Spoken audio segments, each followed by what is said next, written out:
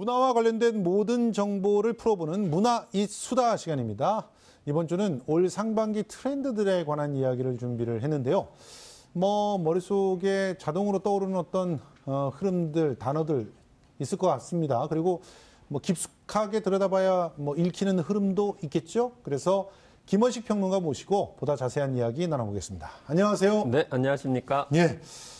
시즌별 트렌드, 상반기 트렌드, 올해의 트렌드, 트렌드란 말 집어넣어서 기사도 많고, 굉장히 다양한 그런 컨텐츠들이 있는 것 같아요. 근데 트렌드가 뭡니까?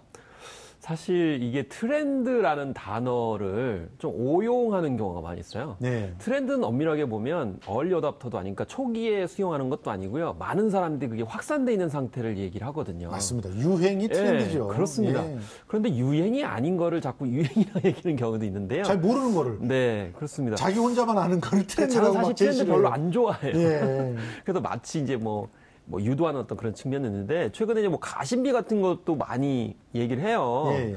이게 트렌드인데, 이 작년까지만 해도 아무래도 이제 가성비라는 단어들이 많이 유행을 했는데, 예. 가성비는 일종의 외부적인 효과성이라든지 이런 것들이 뛰어나다. 효율성. 예, 그렇죠. 효과성, 효율성. 돈을 그래서 조금 내고, 적은 비용을 예. 줄이고도 결과는 굉장히 좋다 이런 건데, 그건 이제 객관적으로 지표가 가능한 것이고요. 가심비 같은 경우는 그런 지표가 객관적으로 양적으로 드러난다 하더라도 내 만족에 차야 되는 것 아니냐라는 관점들을 좀 더 많이 부각하는 것이 가심비가 되겠습니다. 오늘 15만 원짜리 뮤지컬 티켓을 사서 그렇습니다. VIP석에서 봐야 좋겠다. 네. 이거 2만 원, 3만 원짜리 A석 이런 거는 줘도 안 본다. 이런 얘기죠, 실제로. 그렇습니다. 예, 그렇기 때문에 가심비라고 너무 하는 가격 대비가 네. 아니고 약간 좀 가격을 높이 붙인다 주더라도. 하더라도 문화예술 공연 같은 경우는 예. 좀 만족도가 높은 것을 예. 선포하겠다 이런 것이고요.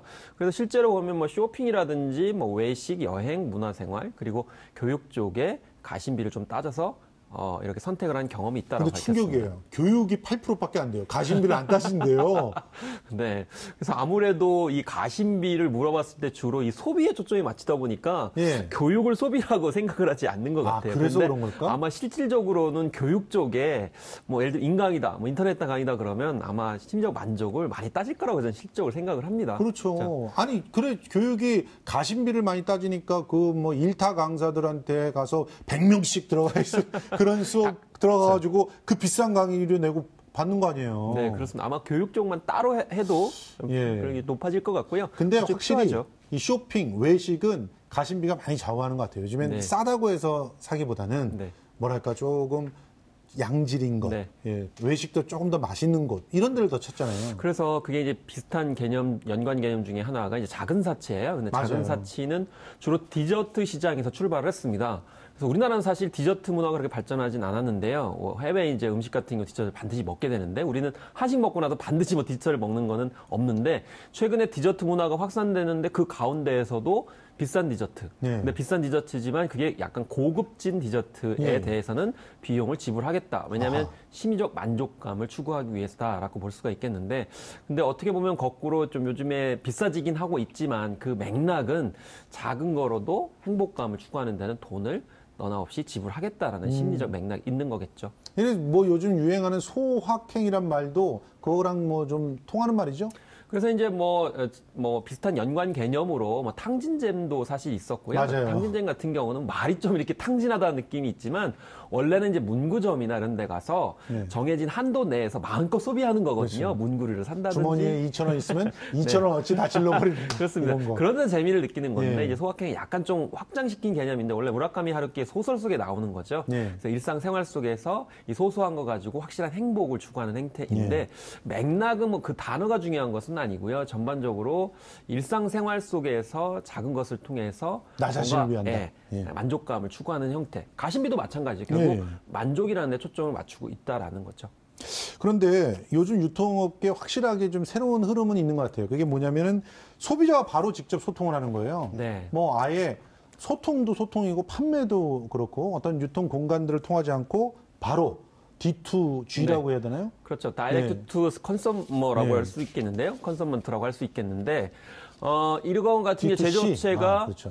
가격 경쟁력을 높이기 위해서 그러니까 유통 채널, 그러니까 유통 플랫폼을 거치게 되면 아무래도 마진이 떨어지게 되는 그렇죠. 상황이고요. 예. 또 구입하시는 분들 같은 경우에 또 비싼 비용을 들이게 되죠. 근데 사실 이거는 인플루언서의 어떤 느낌들을 많이 적용을 한 거예요. 예. 그러니까 주로 SNS, 그러니까 페북이라든지 인스타그램 같은 경우에는 거기서 이제 영향력 있으신 분들이 바로 이렇게 상품 같은 것들 연결해 주게 되면 아, 정말 좋구나라고 해서 사용을 하거든요. 예. 근데 이 단계를 좀 벗어나 가지고 직접 제조업체들이 자신들의 작품들을 SNS를 통해서 올리게 되고 대표적인 회사 접촉하는 알아요. 거죠. 그 아웃도어라든가 네. 그 등산화 이런 거 만드는 칸 땡땡이라고 하는 회사 같은 데 보면 정말 상상하기 힘든 만큼 싼 가격으로 내놓는데 그게 보니까 굉장히 마진을 적게 하고 바로 직접 그런 SNS를 통해서 판매를 하더라고요. 네, 그래서 유통혁명이라고까지 예. 얘기를 할 수 있겠고요. 그 전제는 아무래도 신뢰성이라고 볼 수가 예. 있겠죠. 그리고 또 다른 방식이 바로 크라우드 펀딩을 적용한 방식입니다. 맞아요. 예. 크라우드 펀딩이라는 건 아예 뭐 시제품이라든지 기획안만 가지고 선을 보이게 되고 이것에 마음에 드시는 분들은 크라우드 펀딩에 참여하셔가지고 나중에 예. 상품으로 되돌려주는 것이거든요. 예. 이런 방식 같은 경우는 유리한 것이 사실 업체 입장에서는 이 정확한 수요를 예측하기가 힘들어가지고 예. 곤란한 경우가 있고 이것이 나중에 재고 처리 문제에 발생하기 때문에 재고가 없어요. 예. 예. 그렇게 재고 처리 문제가 해결이 되게 되면 다시 원가에 반영이 되기 그렇죠. 때문에 낮아지는 거죠. 맞아요. 그러니 선순환 방향을 가지고 있기 때문에 이런 점들도 뭐 D2C가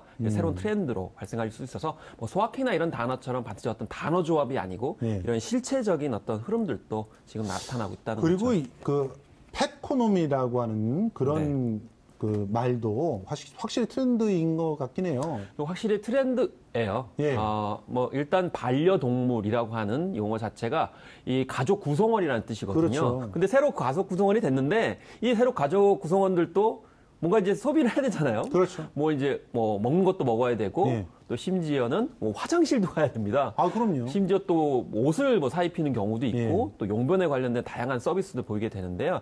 당연히 경제 현상을 일으키게 되는 예. 것이고요.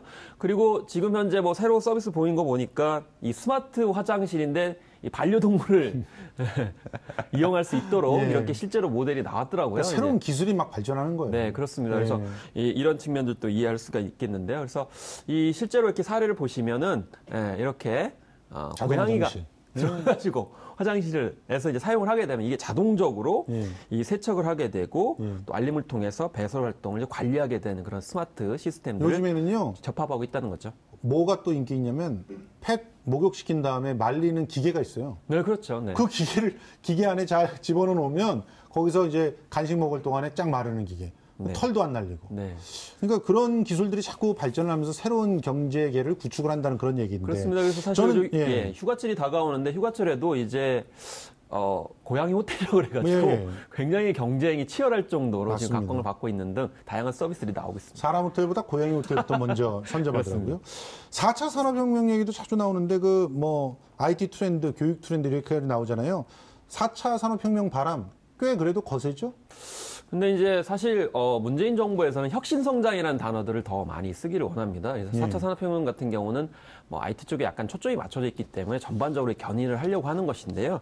그래서 사실 좀 구별이 필요합니다. 예. 예를 들면은 빅데이터 같은 경우는 실체가 없는 경우가 많아서 좀 더 미래 예측보다는 실제적인 어떤 교통 수요나 이런 쪽에 초점 맞춰가지고 좀 생각을 해야 되고요. 실체가 확실한 거, 예를 들면 드론 같은 경우에는 실제로 어떤 운송수단이라든지 배달이라든지 응급 구조라든지 이런 측면에서 봤을 때 굉장히 유의미하고 그쪽에 많이 초점이 맞춰져 있고요. 또 IoT 같은 경우에 이제 사물 인터넷인데 이 사물 인터넷 같은 경우에도 이제 4세대 어떤 인터넷 시스템으로 부각이 되고 있습니다. 이 AI 같은 경우도 좀 약간 주의를 하셔야 되는데요. AI하고 로봇하고 결합해가지고 일종의 휴머노이드가 나올 것처럼 좀 약간 과장해서 말하는 경우가 있어요. 근데 이 진짜 전문가들의 얘기를 들어보면 이제 휴머노이드까지는 아니고요. 그렇죠. 그리고 실제적으로 AI 같은 경우에 지금 현재 인공지능 스피커 정도의 어떤 큐레이션 서비스이기 때문에 좀 이 너무 지나친 공포를 갖기보다는 좀 인간의 도움이 되는 그런 실제적인 내용을 가지고 주로 분별하셔가지고 보시는 것이 필요할 것 같습니다. 자, 올 상반기 트렌드들 좀 이렇게 살펴봤는데 어떻게 뭐 이 트렌드들이 어떤 영향을 끼칠 수 있을까요? 또 문화적으로는 어떤 의미를 지니고 있을까요? 이제 주 52시간이잖아요. 그래서 이제 출퇴근 시간 같은 경우도 뭐 이제 뭐 저녁 있는 삶으로 연결이 된다 이렇게 얘기를 하고 있어요. 그런데 또 한편으로는 이제 유연 근로자나 이런 탄력 근로제에 따라서 이제는 출퇴근 시간도 다르고요. 또 여가를 보내시는 시간, 문화 시간을 이제 다르기 때문에 트렌드도 아마 그 어떤 시간대에 맞춰가지고 다양화될 가능성이 충분히 있다고 그렇죠. 생각이 듭니다. 다만 이제 지금 현재 우리 경제 상황 전체적으로 보게 되면 옛날처럼 뭐 큰 브랜드라든지 뭐 이런 것들 소비하기보다는 작지만 자기 만족감을 줄 수 있는 그런 내용들 혹은 소비 제품들 또 여가 활동들이 많이 부각이 될 것으로 보이기 때문에 여기에 초점 맞추고 이제 트렌드들도 바뀔 것이라고 생각이 드네요. 알겠습니다. 뭐 사실 트렌드라고 하는 건 유행이기 때문에 네. 상황과 또 바뀌는 환경에 따라서 달라질 수 있다는 사실을 기억해 두시면서 쫓아가셔야 되지 않을까. 마지막으로 좀 말씀드린 것은 어떤 분이 그런 말씀을 하셨어요. 이 강박적으로 이제 물어보거든요. 당신은 소확행 하십니까? 안 하고 있으면 뭔가 해야 될 것 같은 느낌이 들고 뭔가 소비를 해야 될 것 같다는 느낌이 드는데 이런 이제 이야기죠. 유행이라는 거는 각자 개인이 다 만들어가고 확산시키는 것이다. 이게 이제 정답이라고 저는 그렇습니다. 생각해요. 주체성만 갖고 있으면 트렌드에 휘둘리지 않고도 얼마든지 행복하게 살 수 있지 않을까 생각이 됩니다. 지금까지 김원식 평론가와 얘기 나눠봤습니다. 고맙습니다. 네, 감사합니다.